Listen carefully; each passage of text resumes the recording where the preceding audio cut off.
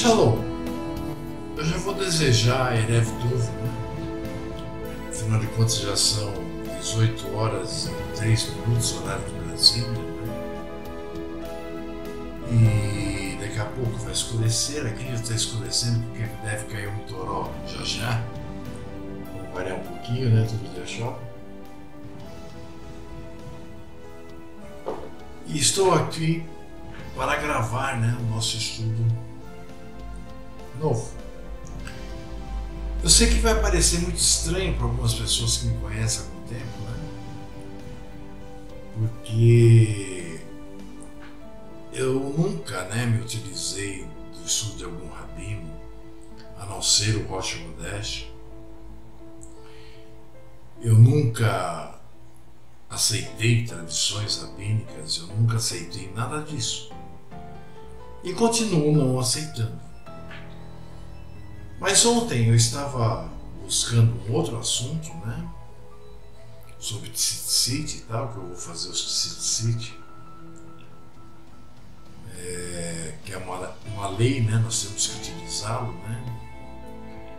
Comprovadamente é uma lei tipo a circuncisão, tipo guardar o Shabbat, tipo não cortar a barba, aliás, não raspar a barba e não arredondar os cantos de sua cabeça com cortes de cabelo, né, que deixe sua cabeça redonda. Bom, e acabei. Eu já tinha lido, né, um livro de Maimônides, né? Que as pessoas aí acham que eu sou contra, né, o judaísmo, sou contra o rabinismo, porque eu não tenho conhecimento disso. Mas como em tudo, né, as pessoas não sabem de nada. As pessoas não me conhecem, as pessoas não sabem. Então ficam jogando, né? Quem não conhece são eles. Porque se eles conhecessem, eles não se utilizariam os tais ensinos. Eles, eu digo, tanto os sionistas, os rabinos, como os babaca que seguem a eles, né? Então, eu me deparei com um livro, né, de Maimônides, né, onde ele tem muitos livros escritos, né, onde no capítulo 4 ele fala a respeito, né, da Teshuvá. E eu achei muito legal, eu achei muito importante o que ele diz, né? Inclusive tem muito a ver com o que nós falamos, ou seja, porque nós falamos da palavra, da Torá, e ele demonstrou ali estar usando a Torá, né?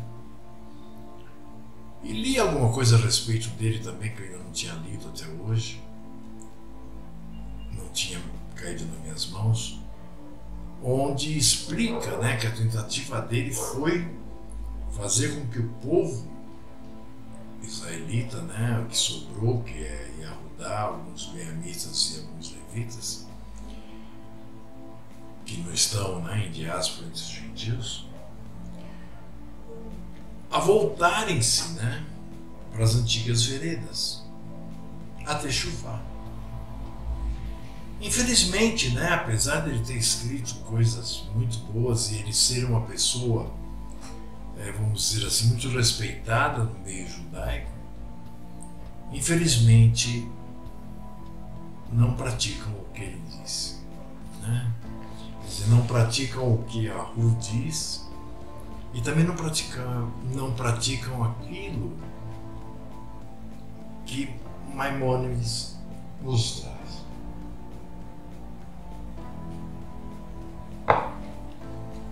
Vamos ao estudo. Vai ser bem curto. O nome do estudo é Maimônides, né, e a Teshuvá. Então, o nome desse homem era Rabi Moshe Ben Maimon. Tá? Observe, ele é tido, né, pelos conhecedores, pelos doutores doutores da lei, pelos rabinos, por aqueles que creem mais na inteligência humana do que no Ruach HaKodesh. Ele é tido como o maior, né, codificador da lei oral judaica. Além, né, de haver sido em sua época, né, um dos maiores médicos que a humanidade já logrou ter. Médico que curava as pessoas, não milagrosamente, como médico. Aí fica bem claro, né, que o nosso povo nunca teve essa coisa de culto de cura, etc, etc. Né? Em sua época, né, então ele foi um dos maiores médicos da humanidade e também um dos maiores filósofos. A sua principal obra, né, em questões da Torá, porque senão não estaria nem aqui falando, né, foi o grande livro, né, Mirneh Torá.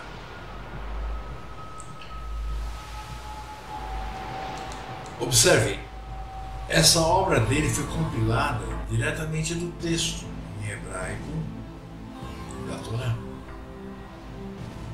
Não posso dizer o texto original porque esse não existe há centenas de séculos, dezenas de anos. Ele viveu e nasceu, né, no século XIII. E é interessante, né, que ele escreveu nesse livro, né, Mirneh Torá, um capítulo especial sobre a Torá, um capítulo especial sobre a Teshuvah,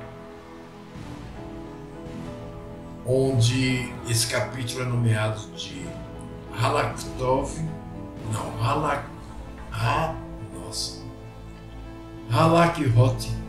Teshuvah, que traduzindo para o português bruto, né, significaria as leis do arrependimento. Ok? Bom,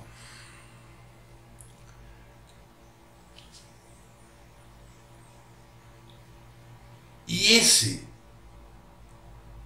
capítulo, né, também se encontra na sua grande obra, né, Mishneh Torah, o mesmo assunto. Ou seja, ele quis dar ênfase a isso. Eu acredito que na preocupação de não deixar o povo se perder tanto quanto se perdeu. E no capítulo 4 ele enumera 24 tipos de infração de lei, da lei, né, Torá, de Yahu,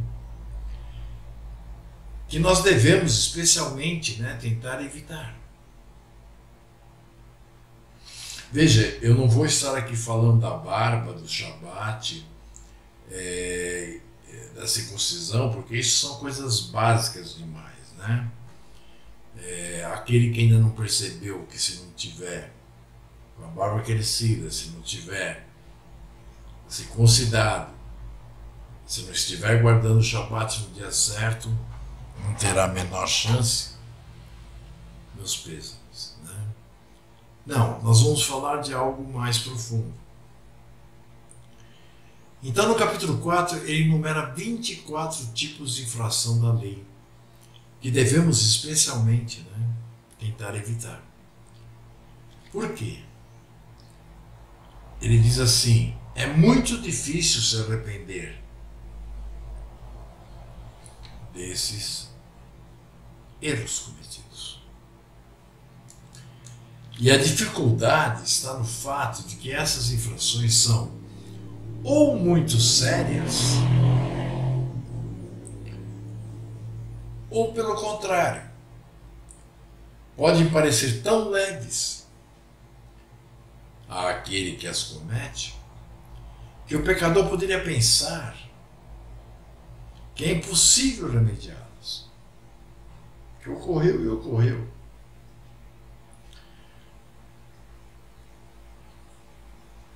Ou então que exista alguma penitência que pudesse ser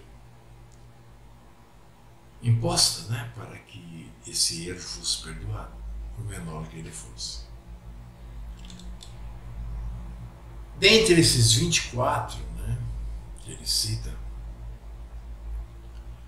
24 tipos de pecados, Maimônides, né, nos explica que 4 deles são tão graves que Yahweh não concede seu perdão ao culpado.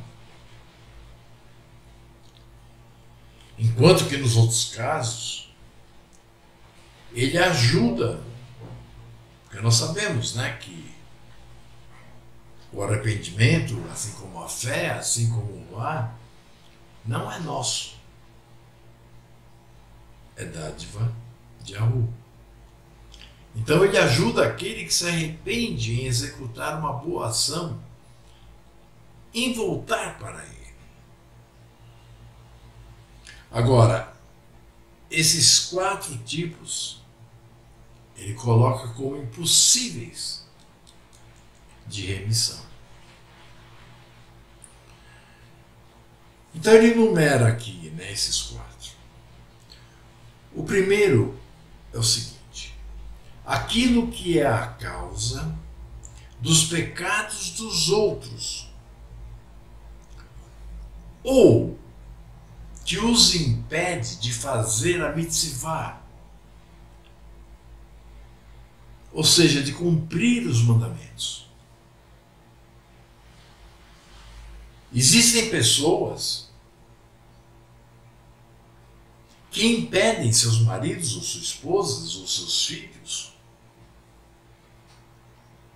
de cumprirem, por não haverem sido nem sequer chamados. Então, esse pecado onde os outros, né, parte dos outros, né, ser a causa que nos impede de fazer uma mitzvah, mitzvah é um mandamento.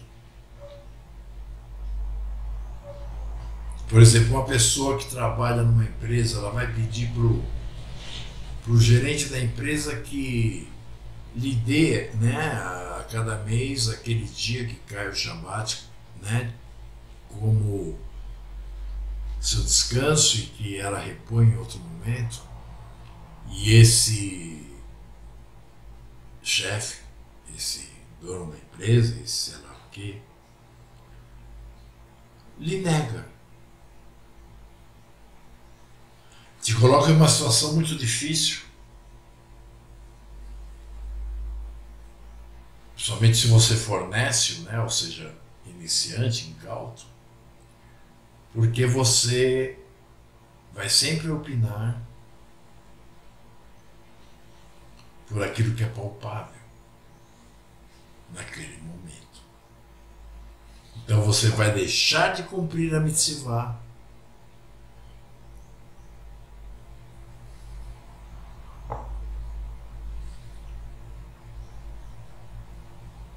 para não perder o seu emprego, por exemplo.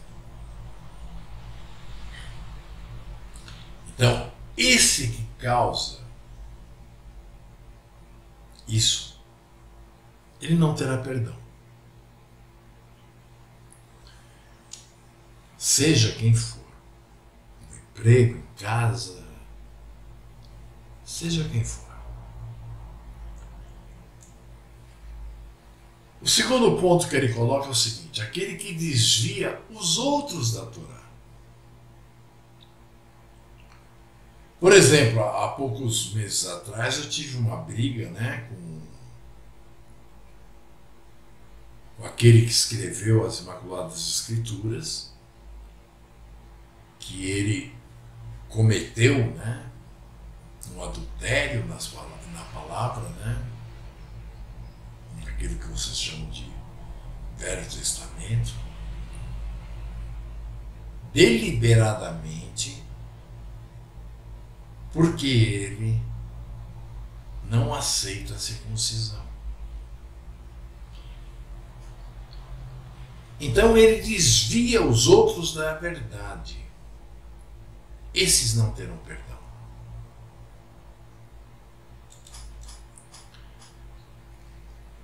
O terceiro ponto ele diz assim: aquele que permite que seu filho se afaste da Torá e não lhe educa como deveria. Ou então aquele que tem a possibilidade de impedir que alguém cometa o pecado, mas não o faz. Observe, isso ocorre muito na cristandade. O irmão vê que o outro está pisando na bola, o irmão vê que o outro está cometendo erro, mas não diz nada.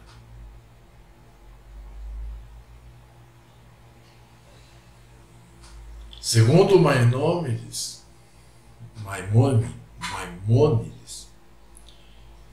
isso é imperdoável.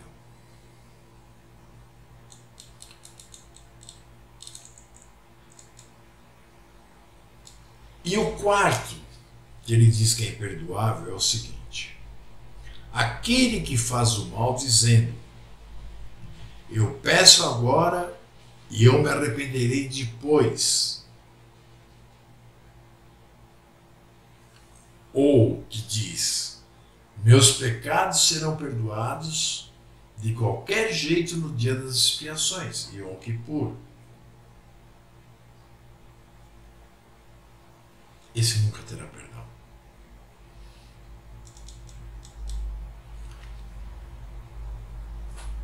Percebe a gravidade?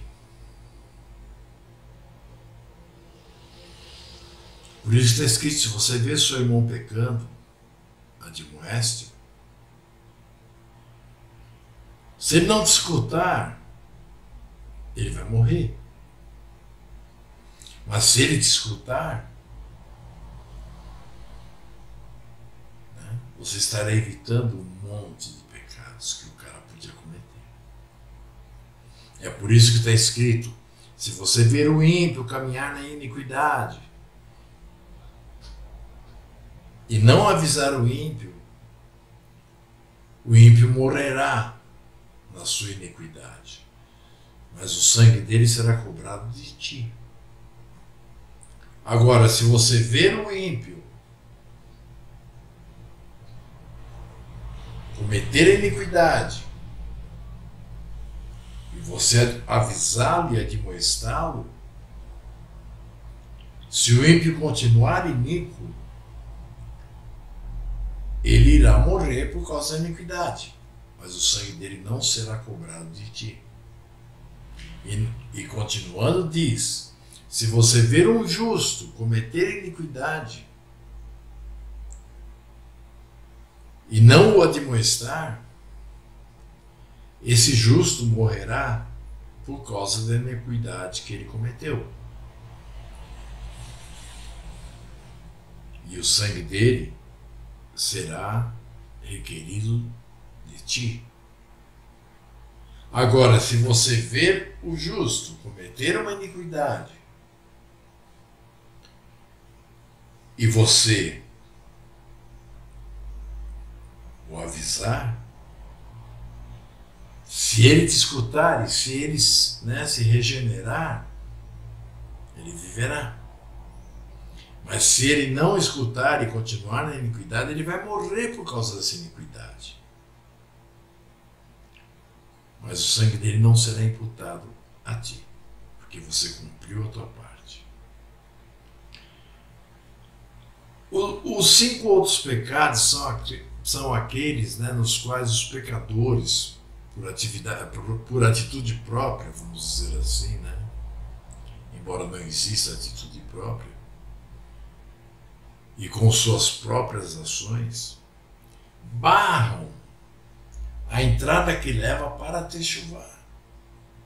Lembra do Mashiach falando?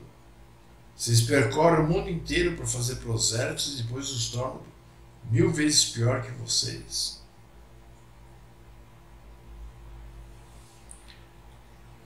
Então ele fala de 5 pecados que se encaixam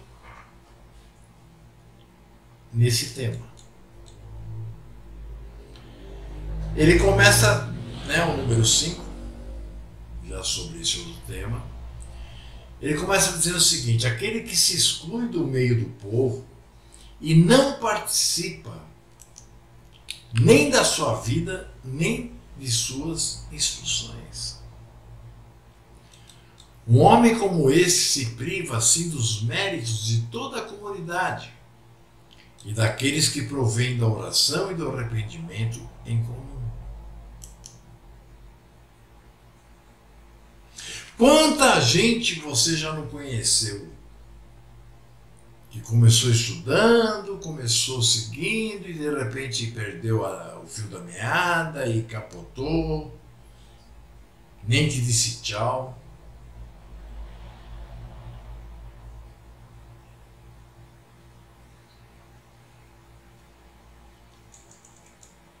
Sexto, aquele que nega a palavra dos santos. Quem são os santos? É o povo, os emissários. Ele se priva assim das riquezas espirituais que elas contêm. Veja, eles não só se privam das riquezas espirituais que elas contêm, assim como da influência que essas riquezas espirituais podem trazer para a vida dele.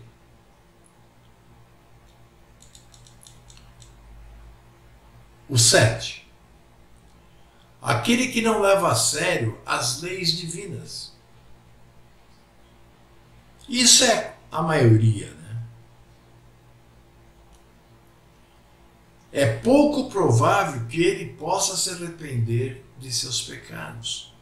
Porque alguém que não pratica o que aprende é porque ele não tem Ruach HaKodesh. Não foi dado a ele entender. Ele pode até ser chamado, mas como disse o Mashiach, muitos chamados, poucos eleitos. E esses que não são eleitos, nós sabemos que é o joio. 8.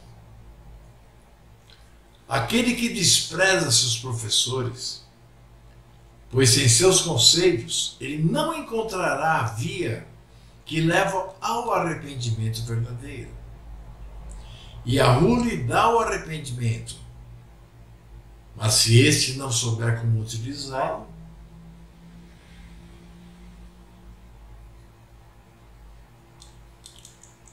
Nove. Aquele que não gosta de críticas, pois é muito difícil que o homem atinja a Techuvá sem influência externa, tanto a de Yahu com suas provas e seu Ruach HaKodesh, como dos emissários enviados para educar e ensinar o povo Kadosh. Então aquele que se rebela contra os ensinamentos, ele tampouco tem a Yahu e tampouco tem a Ruach HaKodesh. Porque senão ele conheceria que o governo de Yahu, ele não é um governo democrático. A palavra diz é democrático. Ele não é comunista. Ele é hierárquico.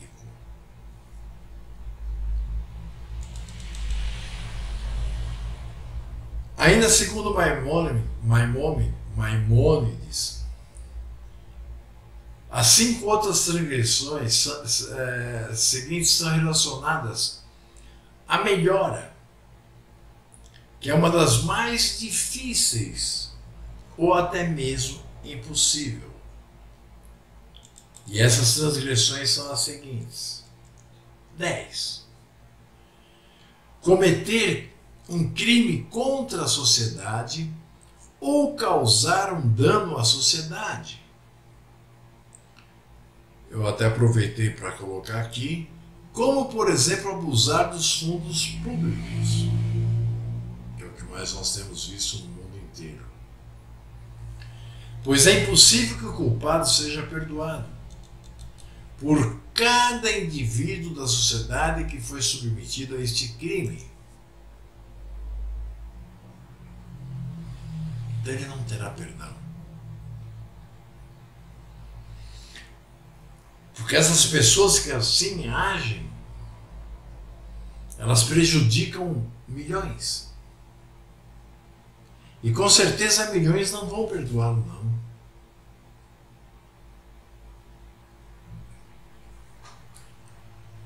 Onze.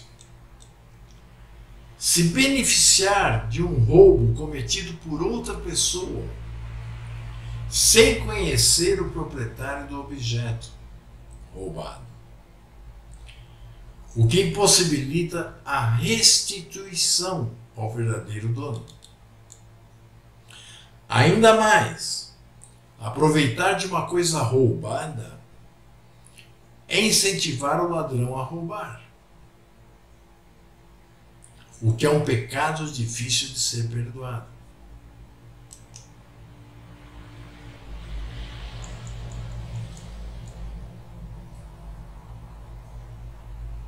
O 12. Encontrar um objeto na rua e não devolver imediatamente para a pessoa que o perdeu, pois mais tarde será certamente impossível encontrar o verdadeiro proprietário e aquele que encontrou ficará com um objeto que não lhe pertence, o que se torna um roubo.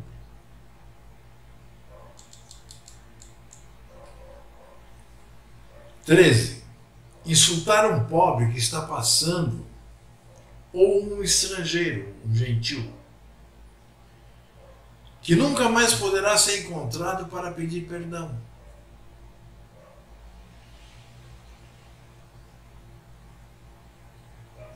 Porque o nosso Pai nos perdoa, o nosso Pai nos dá a herança, o nosso Pai nos dá o chamado e o nosso Pai nos dá a eleição.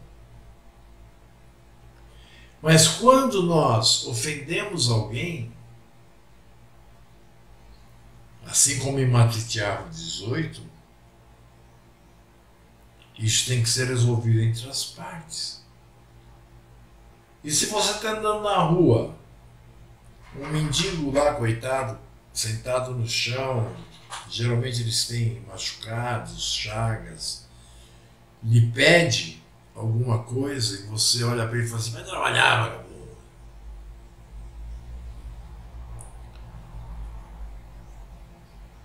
Ou que mesmo você sabendo que as nações do mundo não fazem parte do Yashuru de Ahu, você encontrar um estrangeiro, ou seja, você encontrar um gentil, e também insultá-lo. Porque se você nunca mais encontrá-lo, você não vai poder pedir perdão a ele. Então você será censurado. 14. Corromper alguém para que ele faça um falso julgamento ou dar conscientemente um mau conselho ao próximo. Nesse caso é difícil calcular a perda, né? Ou o estrago pela vítima e consertar o mal que fez. Como disse o Mashiach, não depende de nós, ao homem impossível. Então como é que você vai fazer? Se você é impossível de se consertar, como é que você vai conseguir consertar uma situação onde você corrompeu alguém com a mentira? Ou corrompeu alguém para que te ajudasse a mentir, dar um falso testemunho? Ou quando você conscientemente dá um mau conselho a alguém? Percebem? O que isso pode ocasionar é difícil de calcular. A perda ou o estrago sofrido pela vítima. tornando-se assim impossível consertar o mal que foi feito.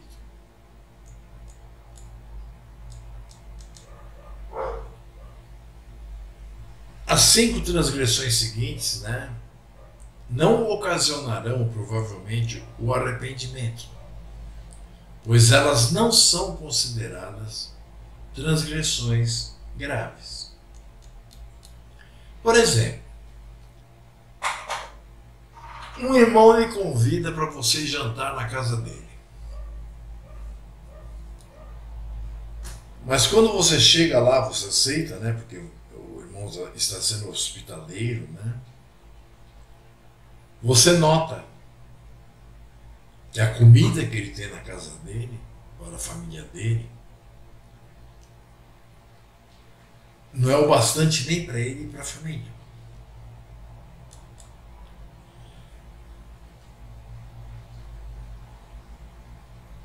E para o convidado.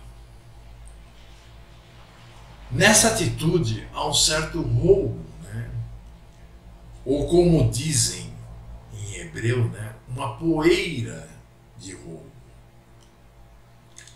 Pois o convite foi forçado, o convite, por mais, vamos dizer, sincero que essa pessoa fez,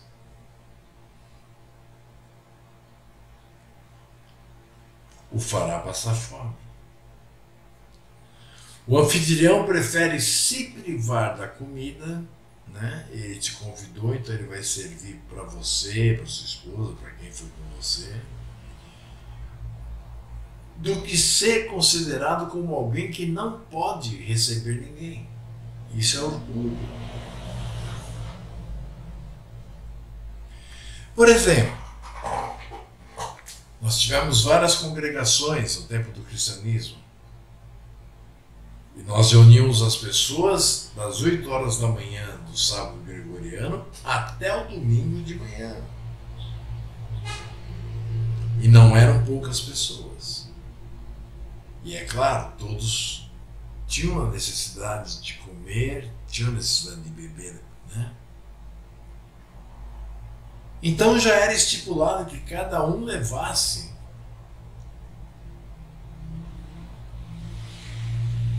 alguma coisa comestível que não necessitasse ser esquentada no fogo, algum suco, alguma coisa. Naquela época a gente não aceitava ainda o vinho, né?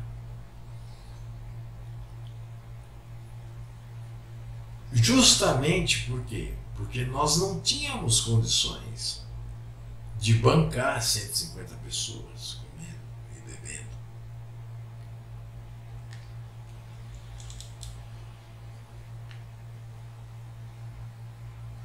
Então, nesse caso, o convidado não duvida, né, que ele fez algo de mal aceitando o convite. Sabe, se você me convida para ir na sua casa para almoçar, e eu percebo que você coloca eu e minha esposa na mesa e você fica de pé com a sua família, e que toda a comida que está ali na mesa é tudo que você tem na sua casa.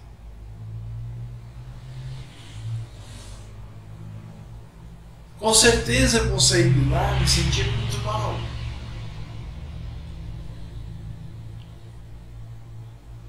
Então, aquele que me convidou, além de demonstrar orgulho, dizendo eu posso convidar, me fez algo mal. Porque eu vou me sentir mal em ter aceito o convite e ido comer a comida daquela família que não tinha negócio de comer.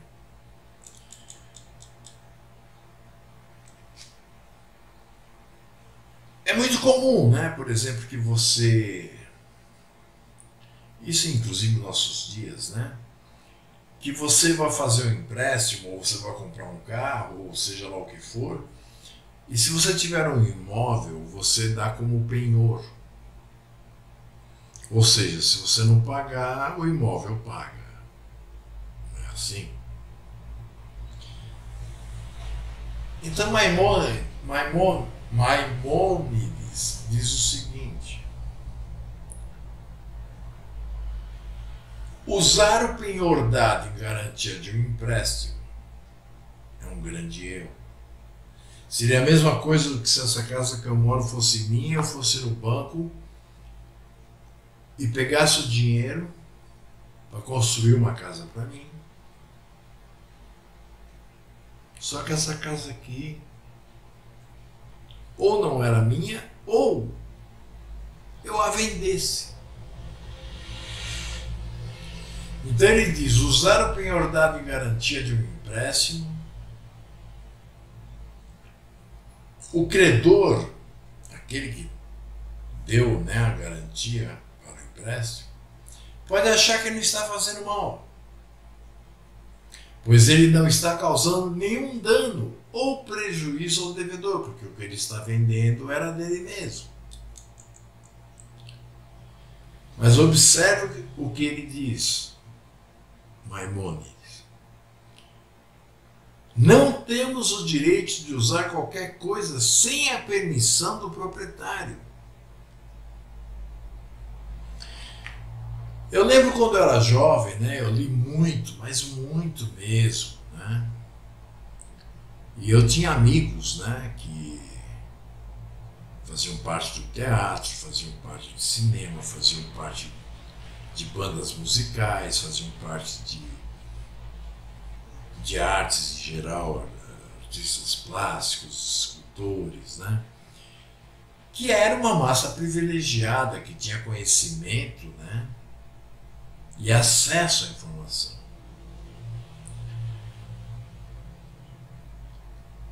E uma coisa que se tornou banal, né? Era assim: se alguém fosse na sua casa, você dissesse: olha, acabei de comprar um CD da banda tal, ou mesmo o LP, né, mais anteriormente, de vinil.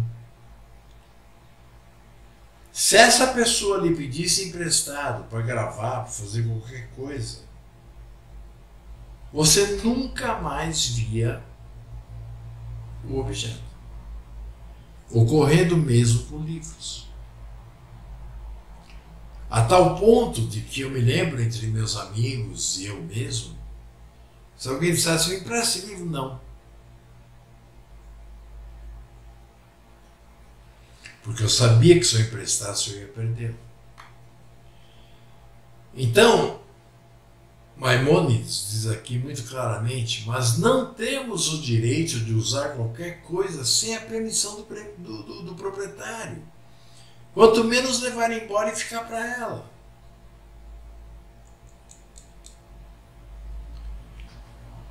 O 17 diz assim: cometer um pecado, mesmo que seja só com os olhos.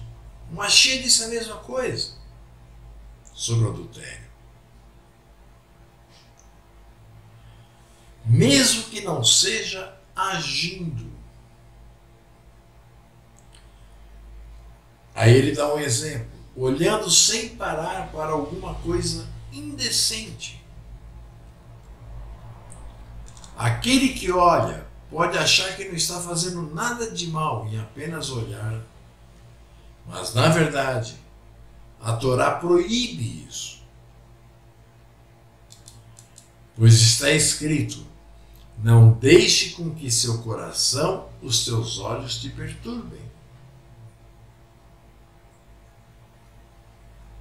Aliás, não deixe com que seu coração ou teus olhos te perturbem.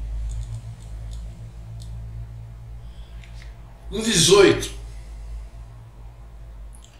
receber honras às custas de outra pessoa. Mesmo que sem intenção de diminuir a outra pessoa.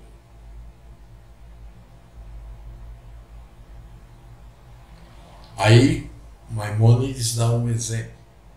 Colocando-se na mesma altura que alguém visivelmente é superior. Aqui eu diria que é a falta de respeito que nós vemos nessa molecada que não sabe nada, da forma que eles conversam conosco. Somos anciões. 19.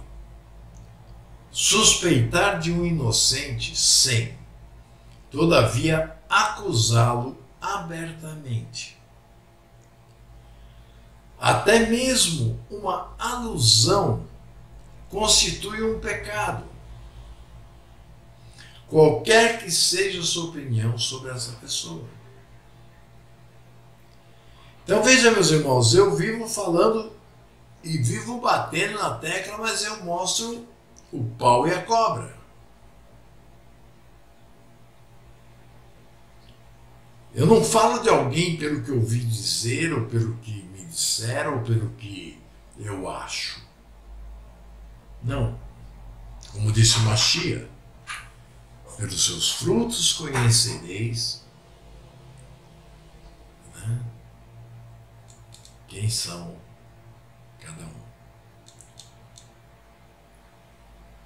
Finalmente, né, Maimônides, né, enumera 5 tipos de transgressões que, mesmo sendo leves e cometidas frequentemente, se tornam um hábito que fica difícil de se livrar. No 20 ele diz assim: fofocar e falar mal são um pecado, mesmo se as fofocas são verdadeiras. E mesmo que estas sejam contadas sem a intenção de prejudicar. Eu sinto muito, mas eu não conheço ninguém que conte fofoca de outro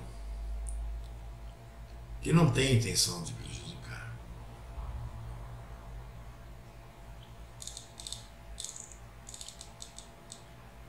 No 21,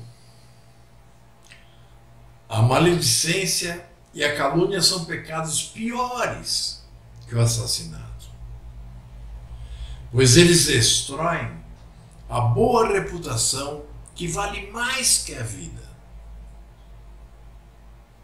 Com sua língua, o difamador faz 3 vítimas. Ele próprio, porque ele está fofocando e ele está blasfemando, aquele que o escuta e a pessoa difamada.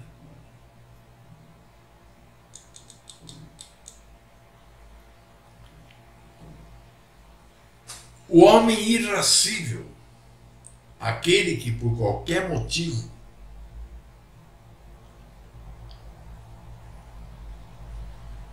se enlouquece,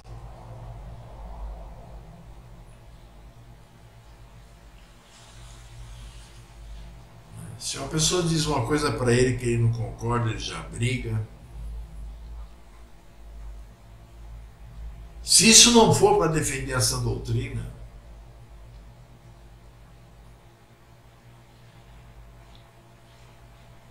ele é orgulhoso,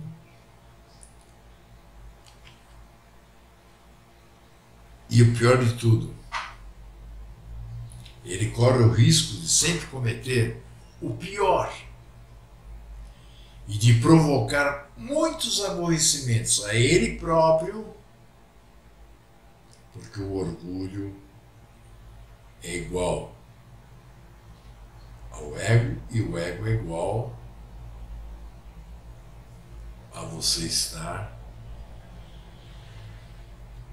adorando, a você estar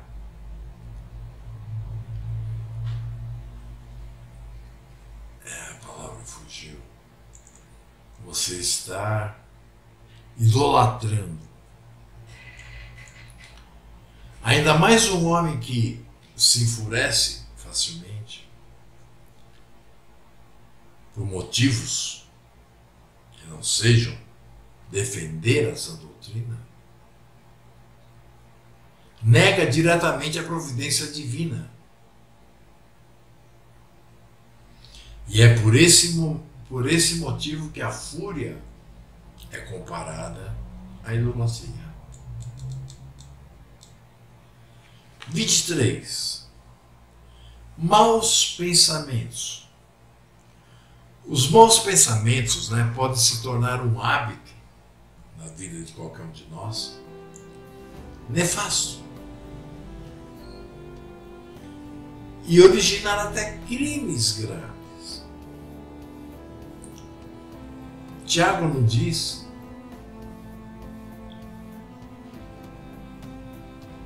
que você pensa, você elabora e então você peca.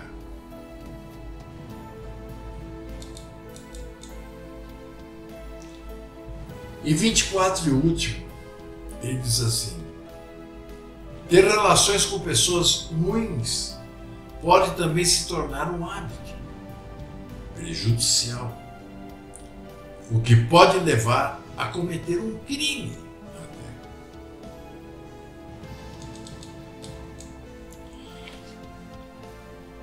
Então veja, meus irmãos, Maimônides, né, nos previne particularmente contra essas 24 transgressões,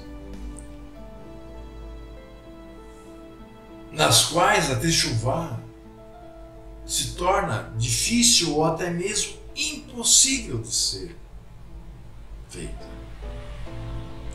Mas isso não quer dizer que aquele que cometeu um ou vários desses pecados deve perder as esperanças.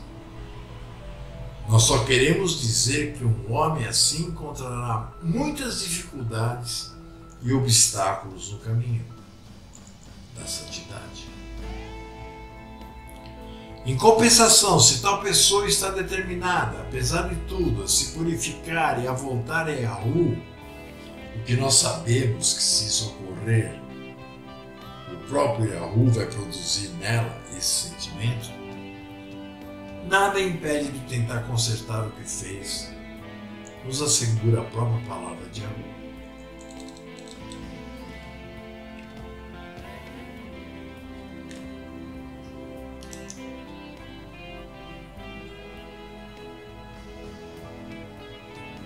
Simples, né? Eu creio que nem vai precisar desenhar para ninguém, por mais cego que tiver por aí, mas que tiver um pouquinho de inteligência e coerência e vergonha na cara, ele irá entender. Esse é o meu recado de hoje. Agora eu vou mixar.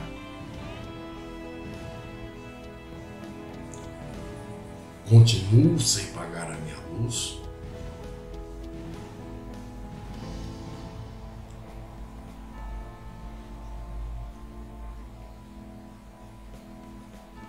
Vocês querem o quê? Que eu não diga mais nada? Continue agindo como vocês estão agindo, que em breve vocês irão ter que comer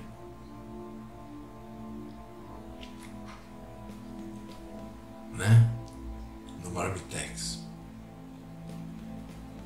Shalom, um beijo na testa e no coração. Fui. Espero que alguém entenda a gravidade e a responsabilidade que existe em se dizer: eu sou um servo